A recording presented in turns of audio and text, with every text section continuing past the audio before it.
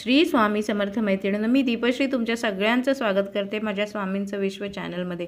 मैत्रिणींनो, आजच्या व्हिडिओमध्ये आपण एक असा उपाय बघणार आहोत। हा उपाय त्यांच्यासाठी की ज्यांचं मूल खूप प्रयत्न करूनही जर बोलत नसेल किंवा बोलताना बोबडं बोलत असेल, अडखळत बोलत असेल, तर त्यांनी कोणता आध्यात्मिक उपाय करायचा आहे ते आज आपण आजच्या या व्हिडिओमध्ये बघणार आहोत। तर जर तुमचं मूल लवकर बोलत नसेल तर त्याची वाणी स्पष्ट होण्यासाठी तुम्हाला एक आध्यात्मिक उपाय म्हणजे एक जो मंत्र आहे तो मी आज सांगणार आहे।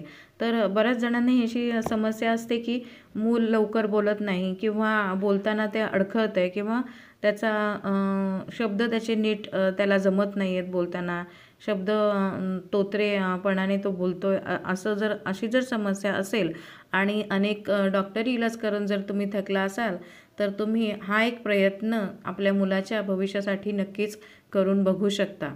तर हा जो एक मंत्र आहे, हा मंत्र तुम्ही जी मुलं बोलत नाहीत त्यांच्यासाठीच अध्यात्मात हा एक मंत्र दिलेला आहे आणि हा मंत्र वाणी स्पष्ट होण्यासाठी खास करून हा मंत्र वापरला जातो। तर हा मंत्र वापरल्याने तुम्हाला नक्कीच फायदा होईल। तर ज्यांच्या मुलांना ही समस्या असेल त्यांच्या पालकांना हा उपाय करायचा आहे किंवा जर तुमच्या परिचयातील जर तुमचे कोणी नातेवाईक आणि परिचयातील इतर कोणी व्यक्ती असेल आणि त्यांनासुद्धा ही समस्या असेल तर त्यांनाही हा उपाय तुम्ही जरूर करायला सांगा। तर हा जो एक मंत्र आहे तो मी तुम्हाला सांगते आणि हा मंत्र कशा प्रकारे म्हणायचा आहे तोही मी तुम्हाला आता सांगते। तर हा जो मंत्र आहे तो मंत्र तुम्ही म्हणायचा आहे। हा मंत्र म्हणजे ओम ह्रीम नमो नारायणाय। मंत्र मी पुन्हा एकदा सांगते, ओम ह्रीम नमो नारायणाय। तर हा मंत्र खास वाणी स्पष्ट होण्यासाठी आपल्या अध्यात्मात सांगितला गेलेला आहे। तर जर तुमच्या मुलाला किरकोळ प्रमाणात जर दोष असेल तर रोज 1 माळ याप्रमाणे तुम्ही 6 महिने या मंत्राचा जप करायचा आहे आणि जर दोष मोठ्या प्रमाणात असेल तर रोज 7 माळा याप्रमाणे तुम्हाला रोज 11 महिने या मंत्राचा जप करायचा आहे आणि याची सुरुवात तुम्हाला बुधवारपासून करायची आहे।